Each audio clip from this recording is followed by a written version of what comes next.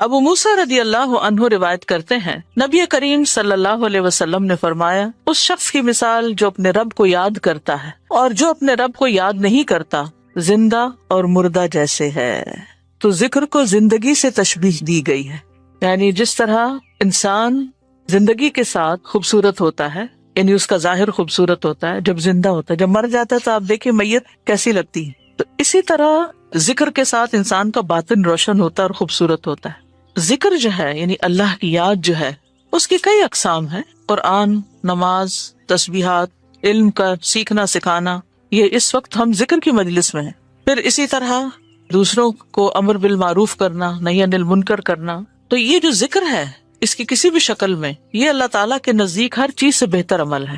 نبی صلی اللہ علیہ وسلم نے فرمایا کیا میں تمہیں تمہارا بہترین عمل نہ بتاؤں جو تمہارے مالک کے نزدیک اچھا اور پاکیزہ ہے اور تمہارے درجات میں سب سے بلند ہے اور سونا چاندی کے خرچ کرنے سے بہتر ہے اور اللہ کی راہ میں جہاد کرتے ہوئے تمہارے کفار کی گردنیں مارنے اور ان کے تمہاری گردنیں مارنے سے بھی افضل ہے۔ صحابہ نے عرض کیا کیوں نہیں؟ آپ نے فرمایا اللہ تعالیٰ کا ذکر، چاہے آپ نماز میں کر رہے ہیں، نوافل میں کر رہے ہیں، تلاوت قرآن کے ذریعے کر رہے ہیں، تعلیم قرآن کے ذریعے کر رہے ہیں، تسبیحات کے ذریعے کر رہے ہیں، درود شریف پڑھ رہے ہیں، کسی بھی طرح کھڑے بیٹھے لیٹے چلتے پھرتے، فارمل وے میں، انفارمل وے میں، اونچے یعنی جہرن اور سرن، جس شکل میں بھی آپ اللہ کو یاد کرتے ہیں تو اس کی اتنی زیادہ فضیلت ہے، بہت افضل عمل ہے۔ اور اس کے برعکس کیا ہوتا ہے؟ اللہ تعالیٰ سے غافل ہو جانا، بھول جانا، اور وہ عموماً کب ہوتا ہے؟ جب ہم دنیا میں خوب محو ہو جاتے ہیں۔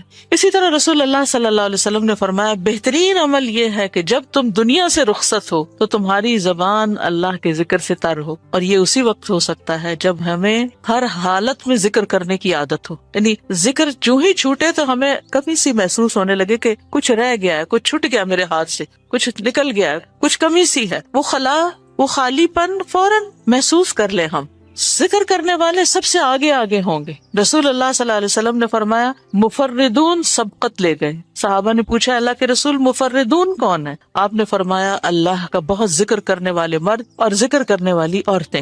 ذکر کی حالت میں مسلسل اللہ تعالیٰ کا ساتھ ملتا ہے، اللہ کا قرب نصیب ہوتا ہے۔ اللہ تعالیٰ فرماتے ہیں میں اپنے بندے کے ساتھ ہوں جب تک وہ مجھے یاد کرتا ہے اور میری یاد میں اپنے دونوں ہونٹ ہلاتا ہے۔ پھر شیطانی حملوں سے بچاؤ کا مضبوط قلعہ ہے۔ یحییٰ علیہ السلام نے بنی اسرائیل کو خطاب کیا اور اس میں ایک بات یہ کہی کہ بندہ جب تک اللہ کے ذکر میں مصروف رہتا ہے تو شیطان کے حملوں سے محفوظ ایک مضبوط قلعے میں ہوتا ہے، یعنی دشمن سے بچا ہوا ہوتا ہے۔ پھر جنت کے باغیچے ہیں ذکر کی مجلسیں، جیسے یہ مجلس ہے۔ رسول اللہ صلی اللہ علیہ وسلم نے فرمایا جب تم لوگ جنت کے باغوں کے پاس سے گزرو تو کچھ کھا پی لیا کرو۔ صحابہ نے پوچھا جنت کے باغوں سے کیا مراد ہے؟ آپ نے فرمایا مجالس ذکر، ذکر کی مجلسیں۔ قیامت کے دن سب سے زیادہ قابل رشک لوگ کون ہوں گے؟ جن کے چہروں کی سفیدی دیکھنے والوں کو ڈھانپ لے گی۔ وہ انبیاء و شہداء نہیں ہوں گے، لیکن ان کے اللہ کے قریب ہونے کی وجہ سے انبیاء و شہداء ان پہ رشک کریں گے۔ عرض کیا کہ اللہ کے رسول یہ کون لوگ ہوں گے جن پہ انبیاء و شہداء رشک کریں گے؟ فرمایا یہ مختلف قبیلوں کا مجموعہ ہے، مختلف قبیلوں، مختلف بیک گراؤنڈ سے آئے ہوئے لوگ ہیں جو اللہ کے ذکر پہ جمع ہوتے ہیں اور عمدہ کلام کو اس طرح چن چن کر لیتے ہیں جیسے کھجور کھانے والا عمدہ کھجوریں چن چن کے لیتا ہے۔ تو مجھے اس حدیث کو پڑھتے ہوئے آپ لوگوں کا خیال آتا ہے کہ علم کی مجلس میں سے جو اہم اہم نقطے ہیں وہ آپ اپنے پاس محفوظ کرتے جاتے ہیں، کچھ باتیں دل میں یاد ہیں اور کچھ قلم سے یعنی نوٹ بک میں نوٹ کرتے جا رہے ہیں۔ تو ایسی مجلسیں جو ہیں وہ انسان کے لیے ایک بہت بڑی نعمت ہے۔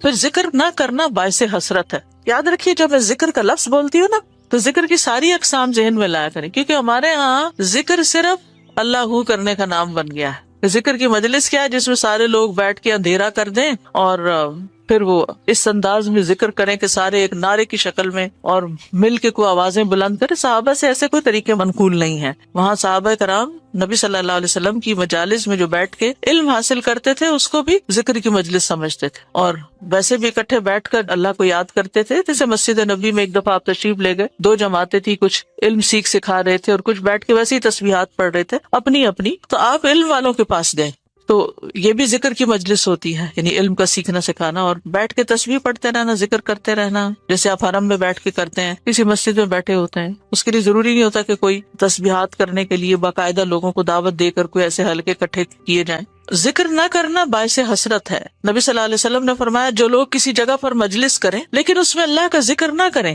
اور نبی صلی اللہ علیہ وسلم پر درود نہ بھیجیں تو وہ ان کے لیے قیامت کے دن باعث حسرت ہوگی. اگرچہ وہ اجر و ثواب کی بنیاد پر جنت میں داخل ہو جائیں گے لیکن انہیں حسرت ہوگی کہ ہم نے یہ وقت کیوں گنوا دیا. ذکر نہ کرنے والے بدترین مخلوق ہیں، بد نصیب لوگ ہیں. عامر ابن ابسہ سے روایت ہے، رسول اللہ صلی اللہ علیہ وسلم نے فرمایا جب بھی سورج چڑھتا ہے اللہ عز و جل کی ہر ایک مخلوق اللہ عز و جل کی تسبیح اور حمد و ثنا بیان کرتی، یعنی صبح ہوتے ہی ساری مخلوق ذکر میں لگ جاتی. لیکن شیطان اور اولاد آدم میں سے آتا قسم کے لوگ ذکر نہیں کرتے. تو میں نے بنی آدم میں آتا قسم کے لوگوں کے بارے میں سوال کیا. آپ نے فرمایا بدترین مخلوق، یا فرمایا اللہ کی مخلوق میں سے بدترین لوگ، یعنی آسمان و زمین، سورج چاند ستارے درخت شجر حجر ہر چیز ذکر میں مشغول ہے سوائے ان لوگوں کے جو سو کے وقت گزار رہے ہیں یا غفلت میں پڑے ہوئے ہیں. ابو ہریرہ رضی اللہ عنہ روایت کرتے ہیں نبی کریم صلی اللہ علیہ وسلم نے فرمایا دو کلمے رحمان کو بہت محبوب ہیں، زبان پر بہت ہلکے ہیں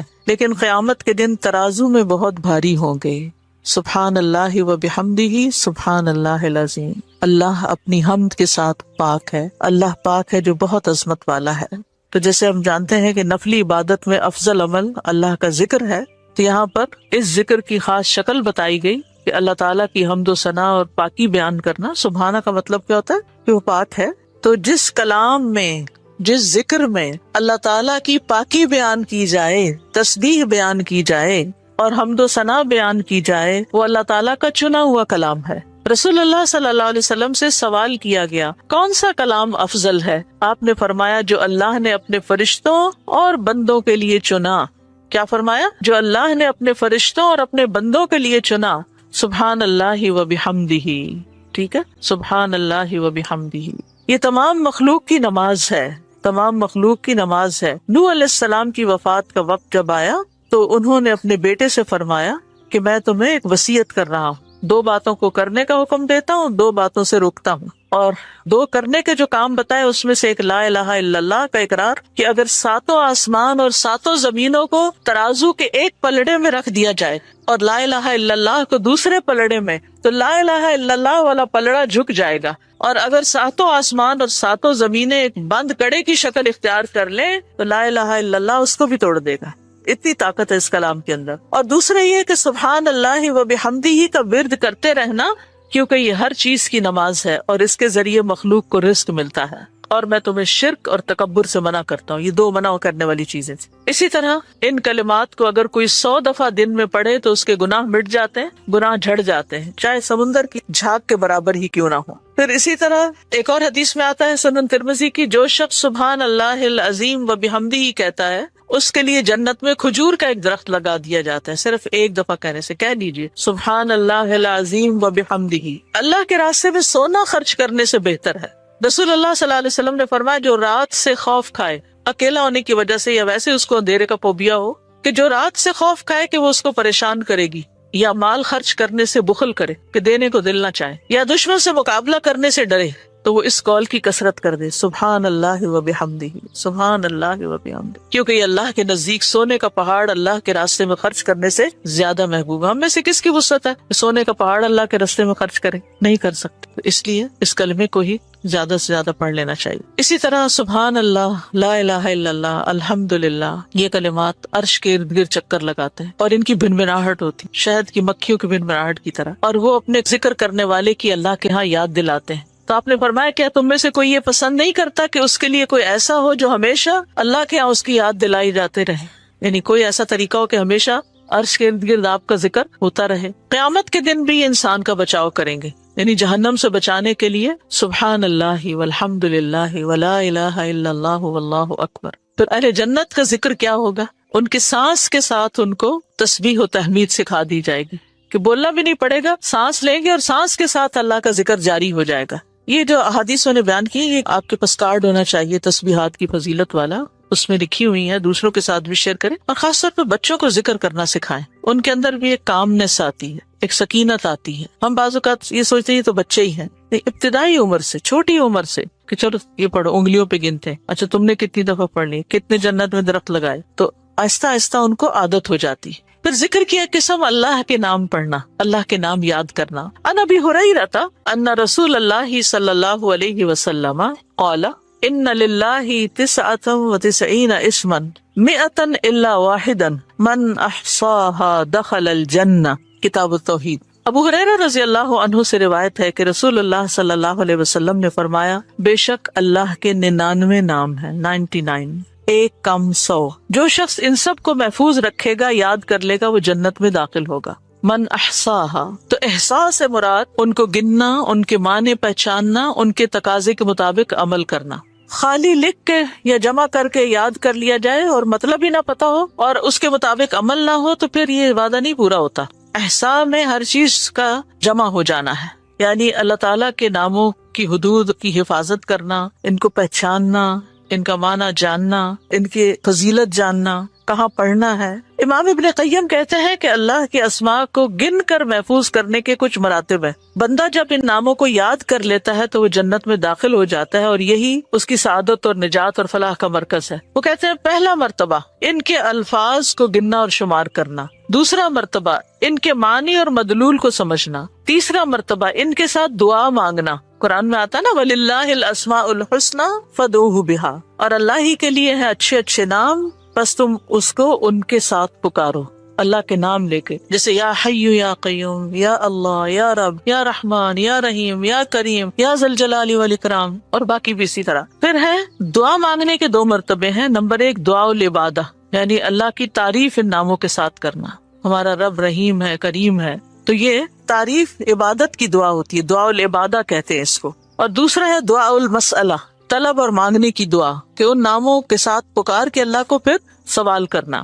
اور اسماء حسنہ کے ساتھ یہ نہیں کہ اپنی طرف سے اللہ تعالیٰ کا کوئی نام بنا کے اور پھر اس سے دعا کرنا، یا موجود، یا ذات، یا شیء، اس طرح کی باتیں نہیں، بلکہ اللہ کے جو پراپر نام قرآن و سنت سے ثابت ہیں ان کے ساتھ دعا مانگنا۔ تو یاد رکھیے کہ اللہ کی پہچان یہ علم کا پہلا مرتبہ ہے۔ سب سے پہلے جس کو جاننا چاہیے، جس کے بارے میں ہمیں معلوم ہونا چاہیے کہ وہ کون ہے، وہ اللہ رب العزت ہے۔ فَاعْلَمْ أَنَّهُ لَا إِلَهَ إِلَّا هُوَ، جان لو کہ اللہ کے سوا کوئی الہ نہیں۔ یہ علم ہر ایک پر فرض ہے کہ ہمارا خالق کون ہے، ہمارا مالک کون ہے، ہمارا رازق کون ہے، ہمارا معبود کون ہے، ہماری مشکل کشا کون ہے، ہمارا حاجت روا کون ہے، اور جو بھی اللہ تعالیٰ کے باقی نام ہے، پہچان ہے۔ یہ علم تمام علوم سے افضل ہے، کیونکہ جب ایک انسان، کوئی بچہ، بوڑھا، جوان اللہ تعالیٰ کو جان لیتا ہے نا، تب ہی اس کی زندگی درست ہوتی، تب ہی اس کو واقعی ہدایت ملتی، تبھی وہ اللہ کے لیے سب کچھ کرتا ہے، تبھی اس کے اندر تقویٰ پیدا ہوتا ہے، تبھی وہ حلال حرام کی تمیز کرتا ہے، کیونکہ یہ سب کچھ کرنا اس کے لیے اللہ نے اپنی عبادت کے لیے پیدا کیا۔ اور اگر ہم اللہ ہی کو نہیں پہچانتے تو عبادت کس کی کر رہے ہیں؟ پہلا کام اللہ کی پہچان ہے، اللہ کی معرفت، خود بھی اور اپنی آل اولاد کو بھی اور اپنے آس پاس کے لوگوں کو۔ اور اللہ کی پہچان کے لیے اللہ کے ناموں کا علم حاصل کرنا ضروری ہے۔ پھر اس سے ایمان میں بھی اضافہ ہوتا ہے، جتنا جتنا آپ اللہ کو زیادہ جانتے چلے جاتے ہیں اتنا اتنا آپ کا ایمان بڑھتا ہے۔ اسی لیے اس کو اشرف العلوم کہا گیا ہے کہ تمام علوم کا سردار ہے یہ۔ پھر اسی طرح اللہ تعالیٰ کے ناموں کو پڑھنے، یاد کرنے، جاننے، سمجھنے کے بارے میں کچھ اصول و قواعد ہیں۔ اس میں پہلی بات یہ ہے کہ اللہ کے تمام نام توقیفی ہیں، اس میں عقل کی کوئی گنجائش نہیں، یعنی بذریعہ وحی معلوم ہوئے۔ ہم اپنے پسند سے اللہ کا کوئی نام نہیں رکھ سکتے، یعنی آپ یہ نہیں کہہ سکتے کہ مجھے اللہ سے بڑی محبت ہے تو میرا دل چاہتا ہے میں اللہ تعالیٰ کا یہ نام رکھ دوں، خود سے کوئی رکھ دوں، یہ نہیں کر سکتے آپ، ٹھیک ہے؟ کسی انسان کو، کسی بشر کو، کسی جن کو، کسی فرشتے کو یہ اختیار نہیں کہ وہ اپنی مرضی پسند سے اللہ کا کوئی نام رکھ دے اور اس سے اس کو پکارنا شروع کر دے، اور اس کی لاجک صرف یہ دے کہ یہ تو محبت کی بات ہے اور میں محبت سے یوں پکارتی ہوں اللہ کو۔ نہیں، اس کی اجازت نہیں، کیونکہ جتنا اللہ تعالیٰ خود اپنے آپ کو جانتا ہے ہم نہیں جانتے، اور جتنا اس نے چاہا ہمیں اپنے بارے میں علم دیا، اور وہ علم بھی نبی صلی اللہ علیہ وسلم کے ذریعے ہم تک پہنچا ہے، تو اس کو حاصل کرنے کی کوشش کریں۔ پھر اسی طرح دوسری بات یہ کہ اس بارے میں کتاب و سنت سے آگے نہ بڑھیں، عقل، رائے، خواہش۔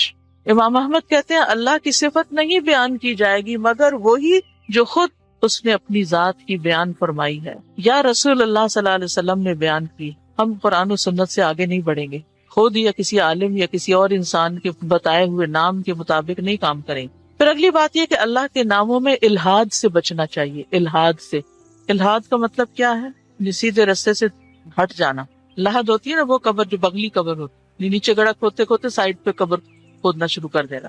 تو اس کی بہت سی صورتیں ہو سکتی ہیں، جیسے اللہ کے کسی نام کا انکار کر دیا جائے، یا نام جن صفات پر دلالت کر رہے ہیں ان کا انکار کر دیا جائے، جیسے امت میں کچھ ایسے فرقے گزرے ہیں کہ جو یہ کام کرتے رہے ہیں. پھر اسی طرح بغیر تحریف، تعطیل، تکییف اور تمثیل کے اسماء و صفات پر ایمان لانا ضروری. تحریف یعنی خود تبدیلی کرنا، تعطیل یعنی کسی صفت کو معطل کر دینا، تکییف کسی کیفیت کو بتانا، تمثیل یعنی مثال بیان کرنا، ان چیزوں سے بچنا چاہیے.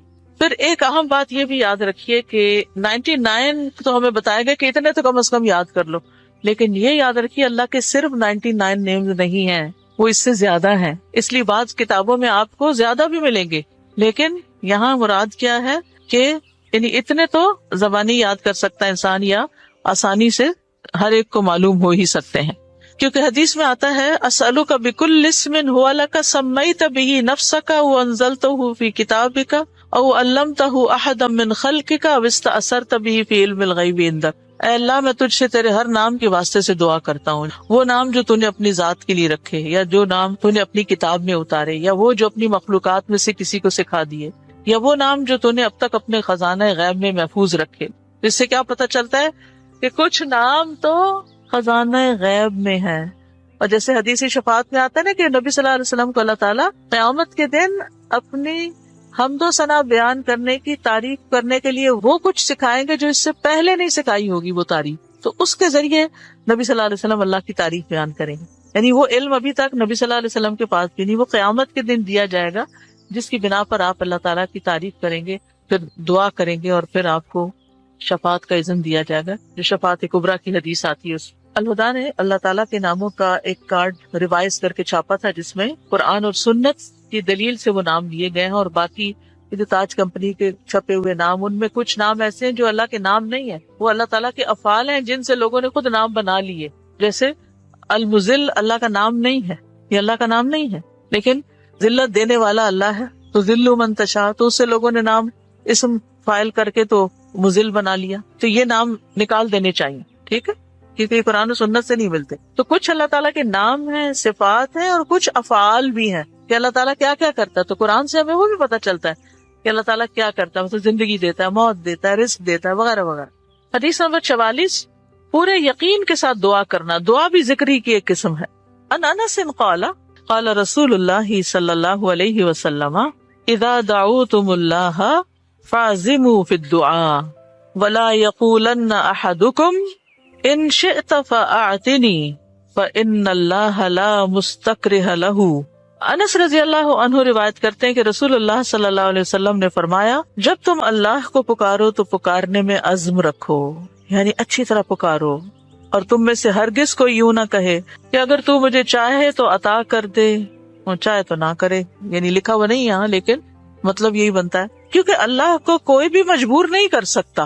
ٹھیک ہے، تو یہاں دعا مانگنے کا ادب سکھایا گیا ہے کہ دعا پورے یقین کے ساتھ مانگنی چاہیے. یا اللہ تو دے سکتا ہے، تو مجھے عطا کر. یہ نہ کہیں تو چاہے تو عطا کر، وہ تو دینے پہ قادر ہے. اس سے پورے یقین اور عزم کے ساتھ دعا کریں. اسی طرح دعا مانگنے کے کچھ اور آداب بھی ہیں. مسئلہ یہ کہ غافل دل سے دعا نہ کریں، کیونکہ اللہ تعالیٰ بے پرواہ دل کی دعا قبول نہیں کرتا.